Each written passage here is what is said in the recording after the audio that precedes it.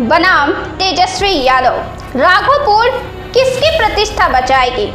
बिहार विधानसभा चुनाव को लेकर सरगर्मियां काफी तेज हो चुकी है। बिहार विधानसभा चुनाव को लेकर हर दल अपना किस्मत आजमाने में पूरी जान झोंक रही है। बिहार में अब तक महागठबंधन बनाम एनडीए के बीच मुकाबला हो रहा था, लेकिन इस बार प्रशांत किशोर के आ जाने के वजहों से यह मुकाबला काफी दिलचस्प हो चुका है। चुनाव को देखते हुए बिहार के नेताओं का ताबड़तोड़ इंटरव्यू भी लिए जा रहे हैं और इस इंटरव्यू में कई तरह की तमाम खुलासे भी सामने आ रहे हैं।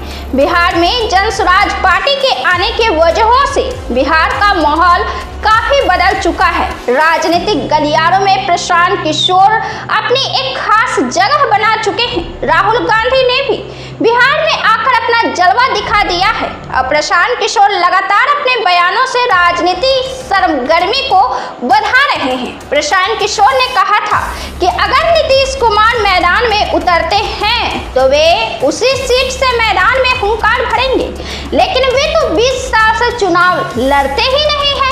पार्टी उनसे बड़ी है और पार्टी जहां से उनको लड़ने को कहेगी वे वहीं से चुनाव लड़ सकते हैं, लेकिन उन्होंने कहा है कि वे तेजस्वी यादव के सीट से चुनावी मैदान में उतरकर तेजस्वी यादव को टक्कर देंगे। राजनीतिक रणनीतिकार से राजनीति के अखाड़े में आने वाले प्रशांत किशोर कहते हैं कि या तो अपने जन्मभूमि या फिर अपने कर्मभूमि से चुनाव लड़ना चाहिए। प्रशांत किशोर की जन्मभूमि की बात कर ले तो वह कड़गहर है, लेकिन उनकी कर्मभूमि राघोपुर है और राघोपुर पर तेजस्वी यादव का दबदबा है।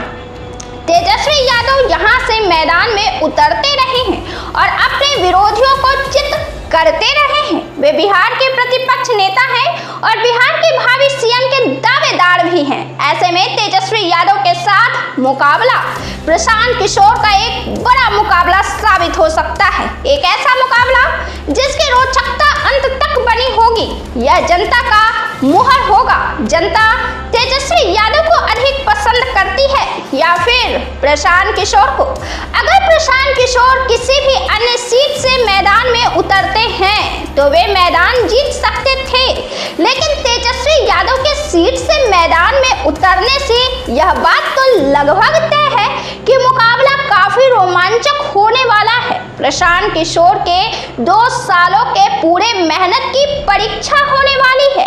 जनता की स्वीकारोक्ति और बहिष्कार का सामना करना पड़ सकता है। इसके लिए या तो तेजस्वी यादव को जनता चुनेगी या फिर प्रशांत किशोर को। प्रशांत किशोर यहाँ से जीतते हैं तो यह प्रशांत किशोर के लिए काफी बड़ी जीत साबित होगी, और अगर तेजस्वी यादव जीतते हैं इसका मतलब निकलता है कि तेजस्वी यादव के सामने प्रशांत किशोर को जनता ने बहिष्कृत कर दिया है। लेकिन यह भी खास दिलचस्प है कि इसे छोड़कर वे किसी अन्य सीट से चुनावी मैदान में उतरते हैं तो उनकी जीत 100% हो सकती है।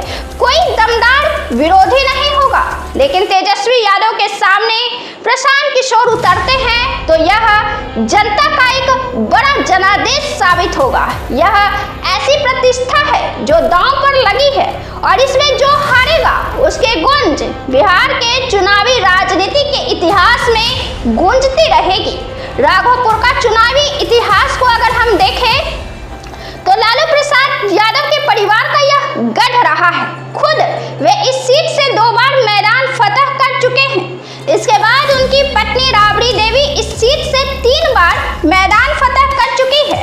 इसके बाद यह विरासत तेजस्वी यादव को स्थानांतरित हो गई और तेजस्वी यादव खुद पहली बार इसी सीट से चुनाव लड़कर विधानसभा पहुंचे थे। दूसरी बार भी वे इस सीट से चुनाव लड़े और जीत हासिल की और अब तीसरी बार भी वे यहां से चुनाव लड़ेंगे। राघोपुर विधानसभा वैशाली जिले के अंतर्गत आता है। इसमें राघोपुर और बिदुपुर दोनों शामिल है। साल 1995 से लेकर साल 2020 तक में 2 बार लालू परिवार के बाहर के प्रतिनिधि ने जीत दर्ज की। उसमें से एक प्रतिनिधि राष्ट्रीय लालू यादव का ही था। एक जीत तो साल 1998 में राजगीर चौधरी ने हासिल की, लेकिन वे राजद के ही उम्मीदवार रहे थे, और दूसरी बार सतीश कुमार यादव ने जीत हासिल की थी।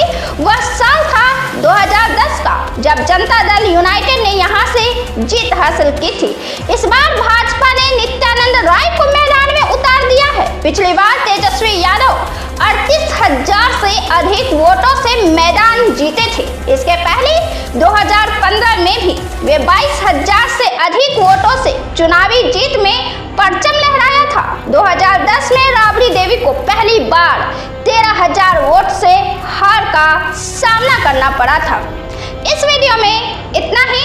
अगर आपने हमारे चैनल को सब्सक्राइब नहीं किया है तो सब्सक्राइब करें, वीडियो को लाइक करें और कमेंट कर बताएं आपको हमारा वीडियो कैसा लगा।